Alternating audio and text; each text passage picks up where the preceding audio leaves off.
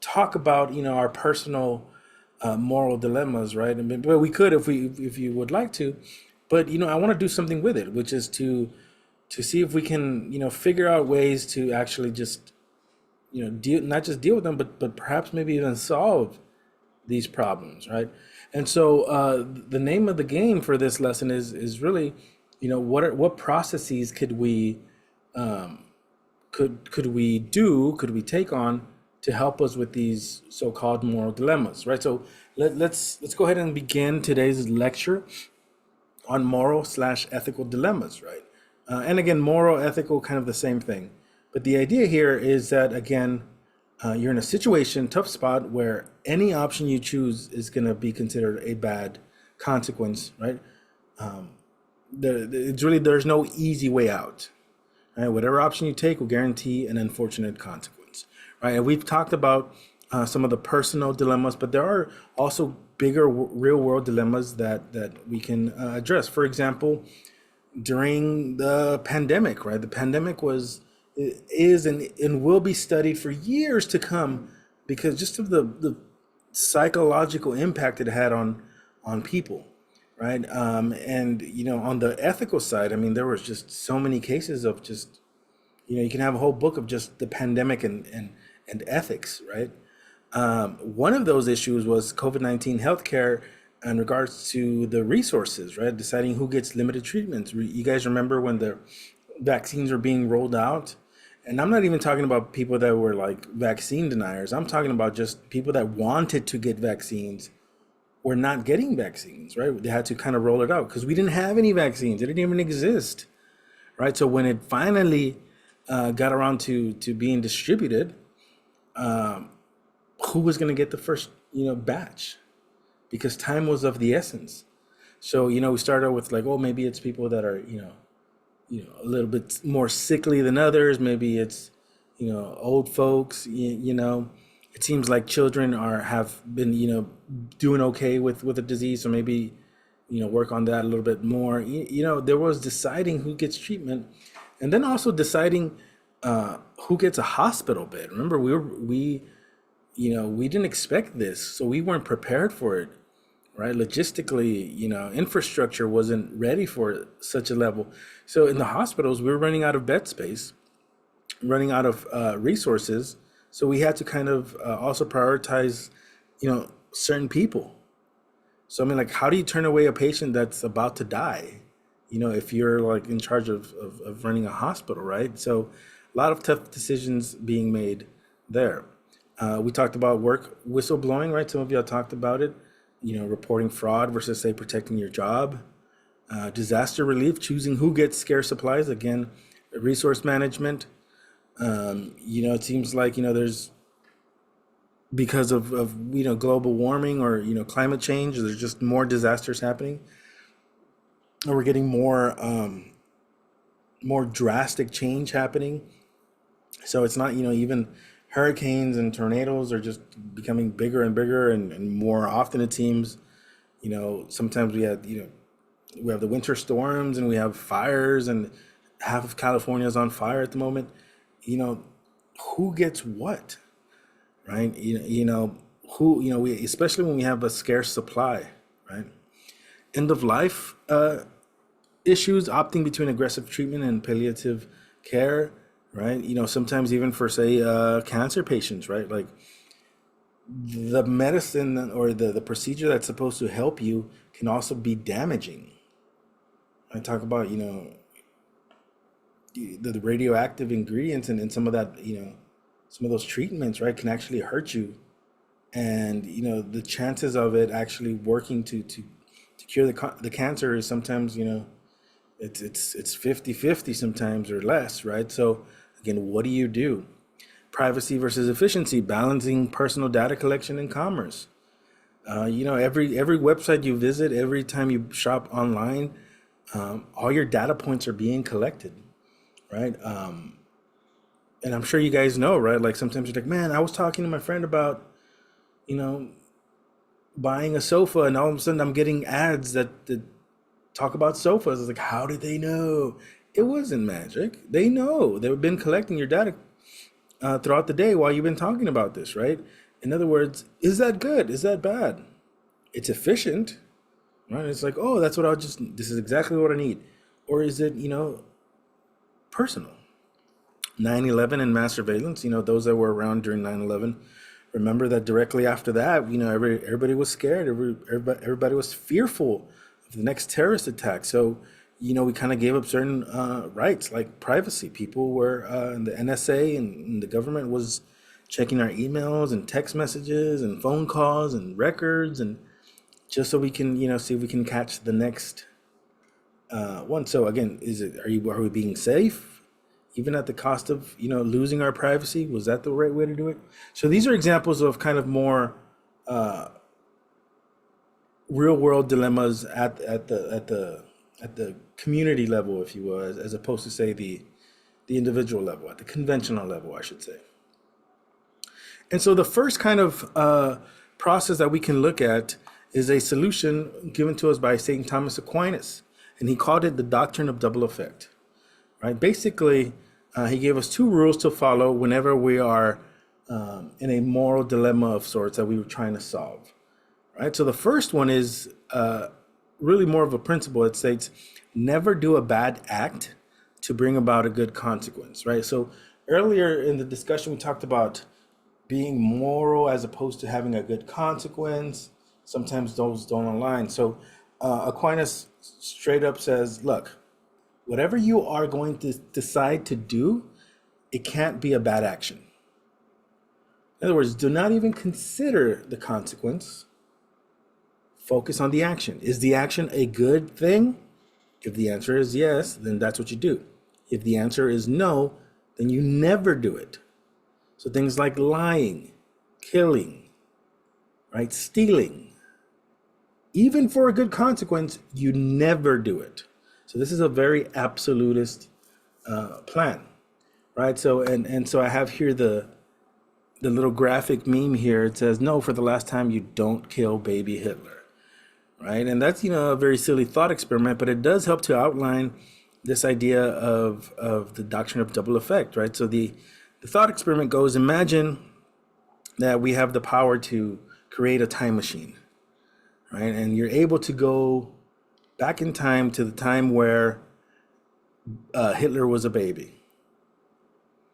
And so if you get to snuff baby Hitler, we avoid 6 to 10 million lives being killed by this person, in that future. The question is, if you had the time to go back in time and the power to do it, would you kill baby Hitler? According to the doctrine of double effect, no, right? You never do the bad act, even to bring a good consequence, right? Very simple. Number two, it's morally permissible to do a good act despite knowing it causes bad results. So you have moral permission to do good even if the results are bad, right? And again, what do we mean by moral permissibility or moral permission? It's just exactly what it says, right? It's like having permission to do or not do. It's kind of being neutral. In other words, if you do it or don't do it, you're not going to be blamed for doing it or not doing it, right? So again, in short, really these two kind of go hand in hand. Always do the right thing, regardless of consequences, right? So this is the first kind of solution to solving moral dilemmas. Now the question becomes, can this be applied to actual real world situations? Think about the scenarios that we all talked about in Or Do Now. If you applied these two rules, right, would you get a better outcome or decision made, right? And again, what does he mean by morally permissible again? He says the nature of the act. The action itself must be morally good or indifferent, right? You cannot do bad. Means to an end. The bad effect must not be the means to do good. In other words, the consequences don't matter even if it's good. Right intention. The good intention is to achieve the good result. So you must have good in your mind. you must have a good intention. And thus, with your good intention and your good action, that is your decision. But what if the consequences? Nope. Right? What if it's better for all part? Nope. Good intention, good actions, or right actions, and that's your decision. What about the consequence? Nope, no consequences. Proportionality condition. The good effect must be equivalent in importance to the bad effect, right? Again, it's got to be proportional. So let me ask you this. Now that we have these two principles, can it can it be used to actually solve dilemmas, right? So let's go ahead and go with this first case. Here's a dilemma. It's called Saving the Mother. A woman is pregnant, but due to medical complications, must choose to abort the pregnancy to save her own life. What is the moral thing to do according to Aquinian or St. Thomas Aquinas's ethics, specifically the doctrine of double effect? Right? So considering what Aquinas is suggesting, not what you would do, not what you think is right, but through the lens of Aquinian ethics, what should they do here? You can come off mute and give us your response, or you can type it on the chat.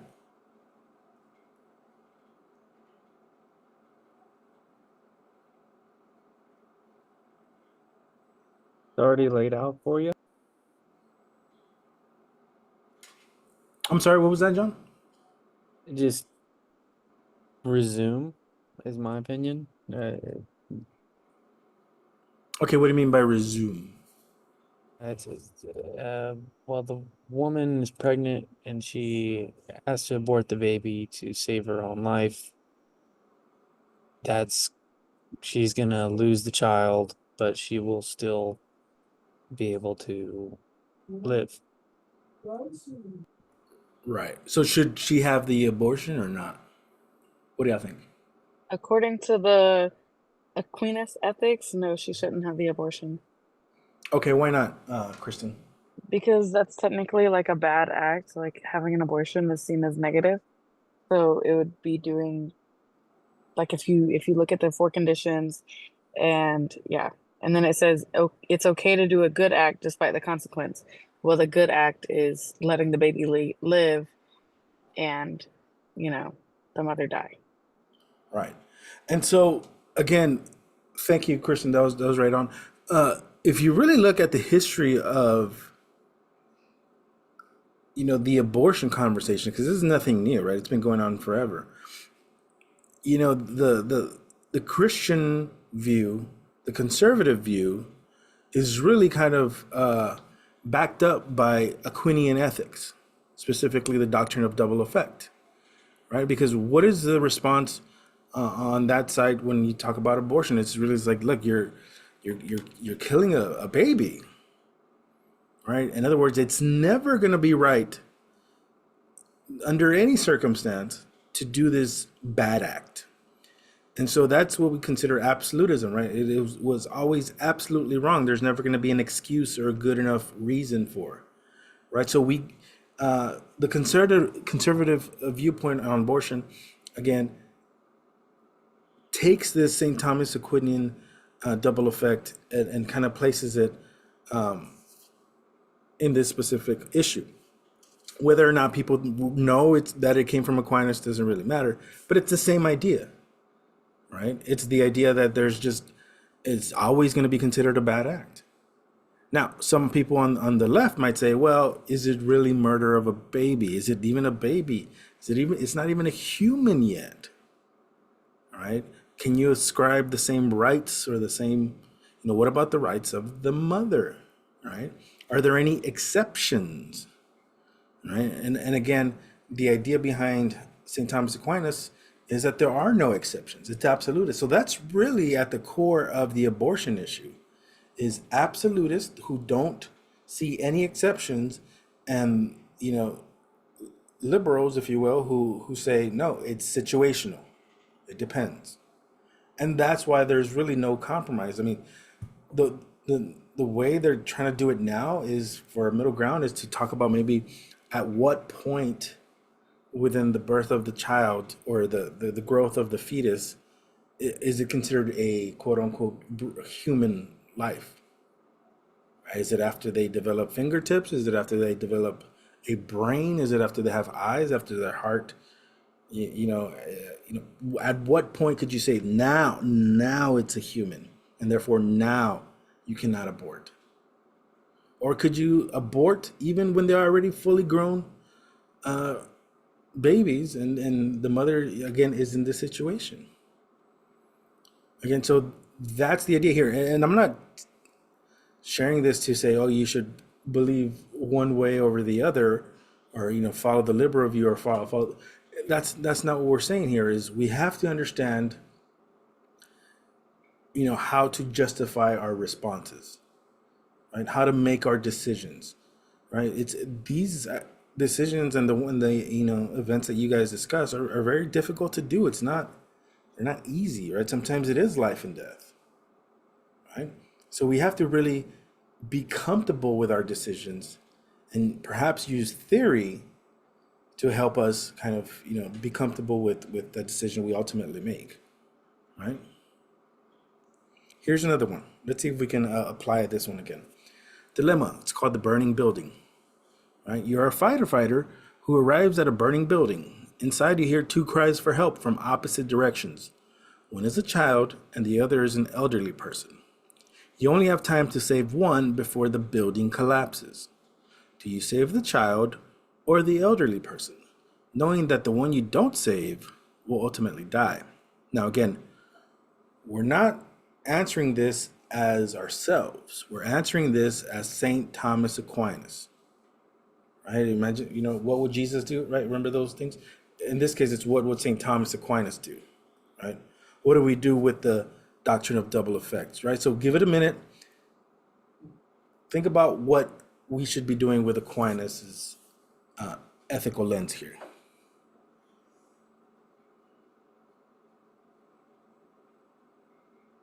All right, Xander says, save the child. Technically, saving either is morally correct because it's okay to do a good act despite the consequences. Okay, Xander, could you give us? I like that second part, but then you also said save the child.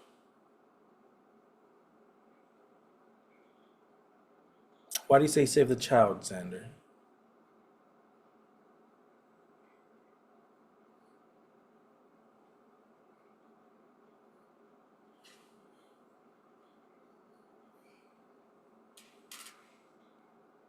Okay, now is that you talking or is that Aquinas talking?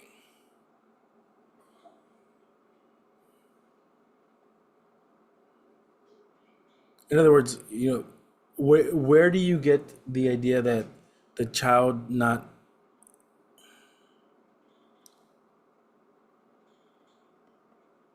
All right, Crystal says save. Crystal, why do you say save either?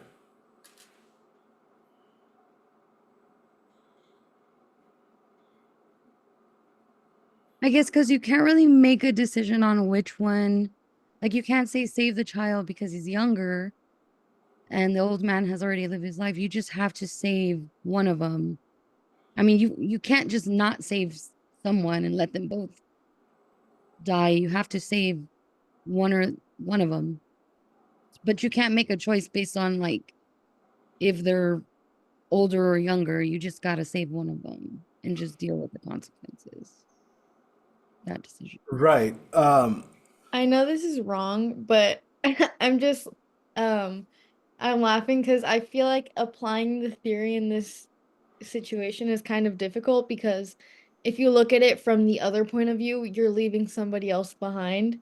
So the morally acceptable thing to do would be to leave them both so that one of them wasn't obviously that's not the right answer, but using the theory, that's kind of what it is because either way you're wrong.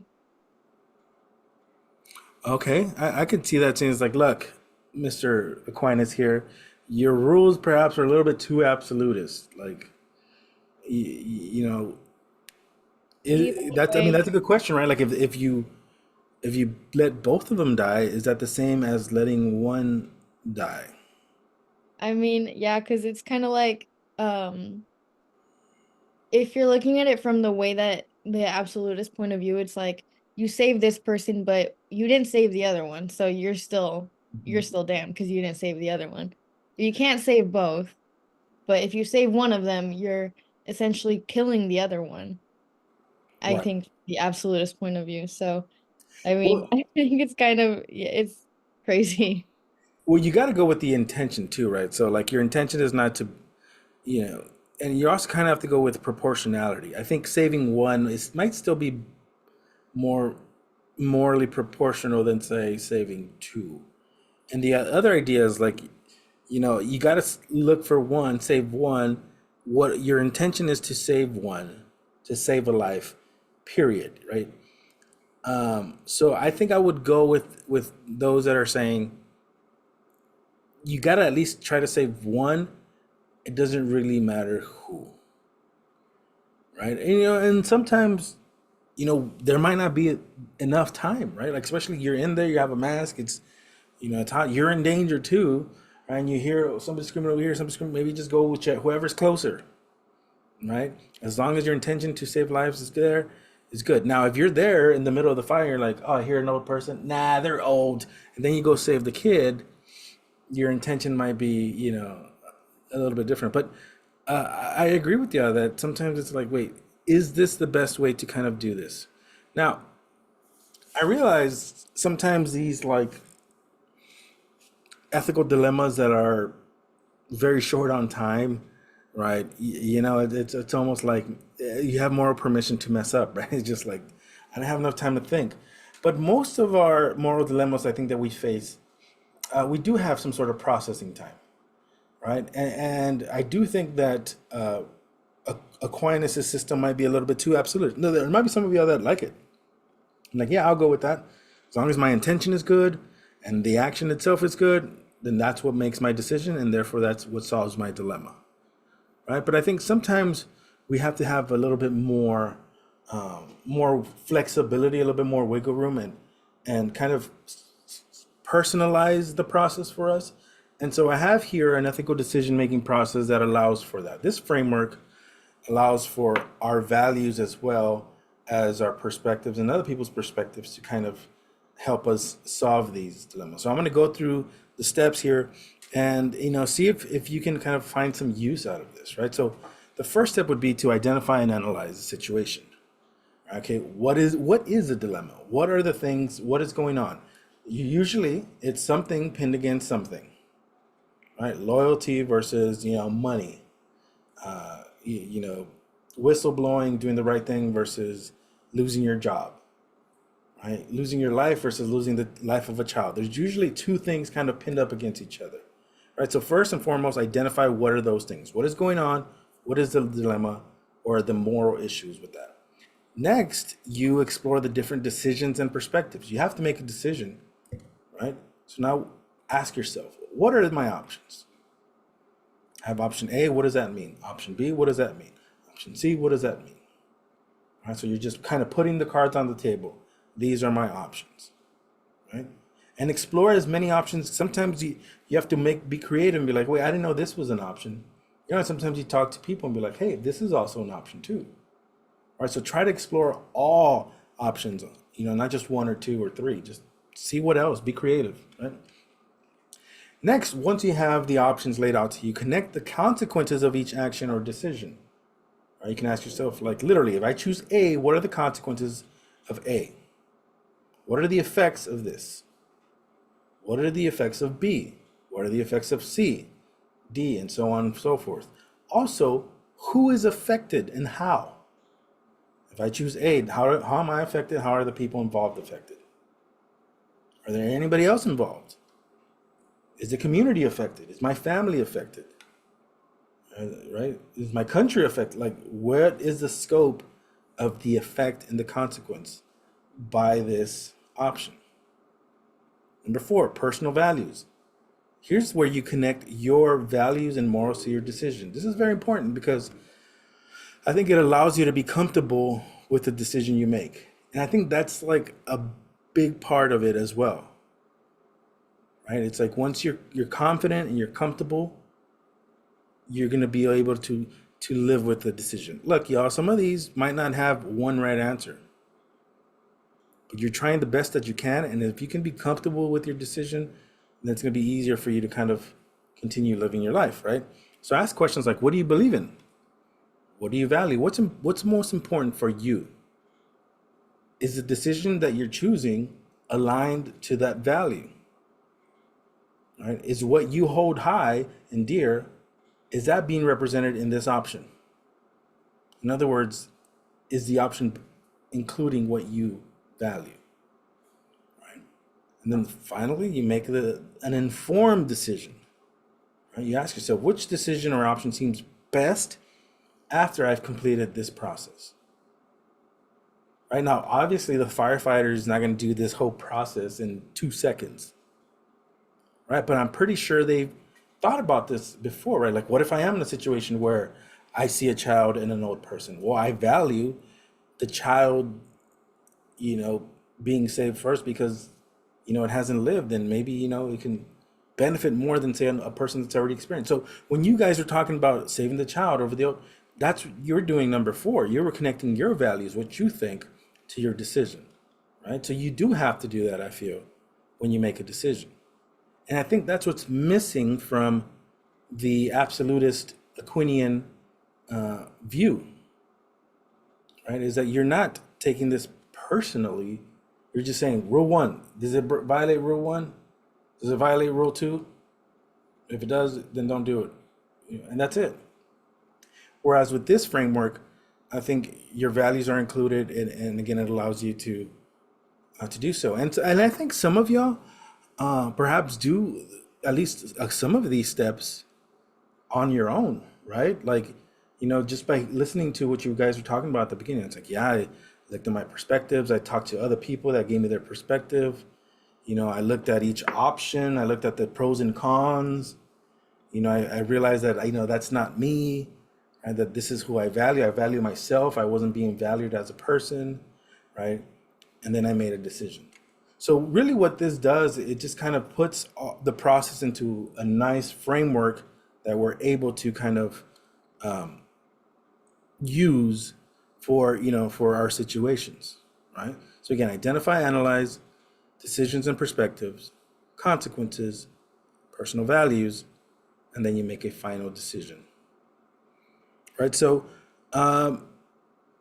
let's go through the process, right? And we're going to do all this process together, right? So anybody can chime in at any one point, right? So let's start here, right? Here's the dilemma. It's called the friend secret. Your best friend confides in you that they committed a crime. Shortly after, an innocent person is arrested for the crime. Your testimony could free the innocent person, but would incriminate your friend, right? Question becomes, do you betray your friend's trust to save an innocent person, or do you keep the secret, allowing the innocent person to be punished?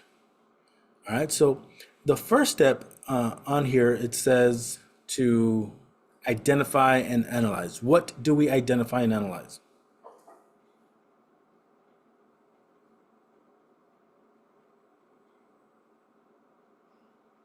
We identify and analyze what decision has to be made. Like what is the moral dilemma at hand? Right, what's going on? So what's going on? What are the things that are being pinned against each other? Loyalty versus I guess basically like Justice, perhaps, for the innocent? justice. That's a good word. Right. Okay, so loyalty versus justice. That's what we're dealing with here. Good. Decisions and perspectives. What are our options? What actions do we need to take? So what are our actions that we can partake in this situation?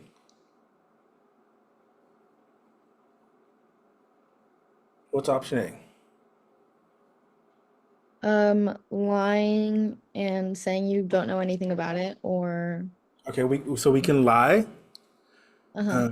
and let the innocent person be punished, right? Or we could betray our friend's trust, can- and be disloyal and tell the truth. Okay, so tell the truth and save an innocent person, but your friend goes to jail, gets punished. Xander says turn the friend in or say nothing and become complicit. Okay, yeah, those are the two. Is there a third option here? I think you could also urge your friend to tell the truth. Okay, I like that.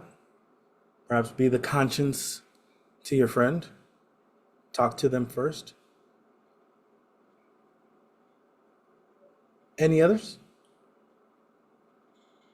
This is crazy, but you could turn yourself in for the crime. I guess that's an option, right? Maybe not a good one, but you. Maybe tell your friend that, like, how would you like it? Like, put yourself in the other person's shoes. Like, how would you like it if you were the innocent one in this and you were blamed for something you didn't do after all? So try to convince them, right? I felt like maybe before making a decision, understand like what happened fully and why it happened. Okay, maybe figure out exactly who's to blame, right? If it really was your friend, maybe that changes your ideas. John says maybe become anonymous, maybe submit an anonymous letter, right? So that you're still cool with your friend, but is that kind of sort of lying? Like, I don't know who told him. And your friend says, but you're the only one that knows. I only told you, right? All right, so those are our decisions, right? Pretty much turn in your friend, lie and have that innocent person go to jail. Perhaps turn yourself in, try to convince your friend to turn themselves in, right? Okay, good. Consequences. What are the consequences of each action? What happens if you turn your friend in? You You lose lose a Lose friend. them. Lose a friend, right? Who maybe it's a criminal, so why would you want to hang out with a criminal? But anyway, okay, you lose a friend. What happens if you lie to save your friend? You have that on your conscience. an innocent person gets prosecuted for a crime they didn't commit. Innocent Or person, you get put in jail for also being an accomplice. you can be put in jail for being an accomplice. An innocent person goes to jail. You can be in danger from the friend too, right? Xander, like, hey, if you tell them, you're next, right? What happen? What are the consequences if you turn yourself in? You go to jail. You go to jail for a crime you did not commit, for a friend that committed a crime, for a criminal friend. But the real question is that would your friend do the same if the tables were turned? At this point, probably not. Like, Yeah. it's every man for themselves in this Yeah. situation. You're right. Good. Okay, let's go with personal values. Connect your values to your morals. What do you believe in? What do you believe in? What do you value? Do you value loyalty? Do you value justice? What do y'all value? Honestly, I value both, but I would go with justice in this scenario. I value loyalty and doing the right thing, but in this situation, doing the right thing is better. Like, I think Justice. in this situation, doing the right thing kind of went out the window whenever they committed the crime. So I say justice. So they had the opportunity to for them to do the right thing, but they didn't. So and just people have to understand is that, like, when you make choices, sometimes they're gonna have consequences. But in this situation, like, you do the crime, you do the time. I Right. think loyalty went Day, out the window once he committed the crime. As in my friend, you also put me in a predicament where I had to choose. So I feel like loyalty went out the window on the other end. So why should I be loyal if your loyalty's out? Yeah. I mean, if your friend's putting you in this precarious situation, is that really a friend, right? Is that, it's, hey, you made me turn you in, bro, right? You shouldn't have told me or something, Good. So it seems like we all agree on that the decision is to turn your friend in. Is that right? Yeah. Yes. Now, reflecting on this process, do you feel like it made you be comfortable with your decision? Yeah. I would say so. Yeah. Just to a certain extent. Would it be any different if, say, instead of your friend, it was, I don't know, your lover or your brother or your mother doing the No, crime? because there's a right and there's a wrong, and I feel like if I had never been in this situation to commit that crime, like I feel like morally there's something wrong with you if you're committing the crime. Like right from wrong, you chose to do wrong, you have to pay the consequences, just like everybody else. Well, of course, there's like it's unfortunate. The situation's unfortunate regardless, because even if it's someone that you're close to, like if someone's willing to tell you they committed a crime, you're obviously close. But I think the key in the situation is an innocent person is being put away for something that they didn't do. Hmm. And so in that situation, my first step would just be to try and convince them to confess to the crime. But if they don't want to, if they're not willing to put themselves before an innocent person, then I don't think I want to be close with them to begin with.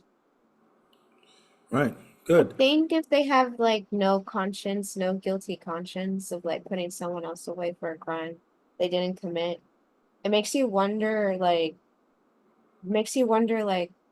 what kind of people you actually want in your life. It makes you question your values next too. Yeah, it's like who's you're hanging out with criminals, yo, right? Don't get caught up. Good. And so again, that's the idea behind this framework is to, maybe it's not a perfect framework. Maybe you got to, fix things here or there. But the idea is that you don't just sit there and think and be like, oh my God, what should I do? You actually have a process. Step one, step two, step three, and that ultimately you're okay and you're comfortable with your decision because you're reimagining, or I'm sorry, you're reflecting on your values as well, and your decision becomes what you really would like to do. All right. Good. So quick quiz question: the concept morally permissible means what? A, bad acts should never be done. B, acts that save people are sometimes bad. C, moral acts do not consider intentions. D, some acts have a sort of permission to do. A, B, C, or D, y'all?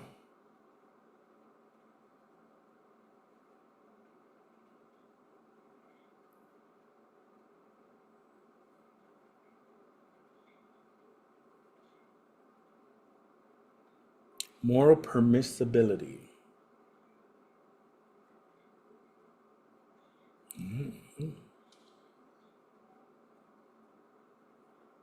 It's actually D.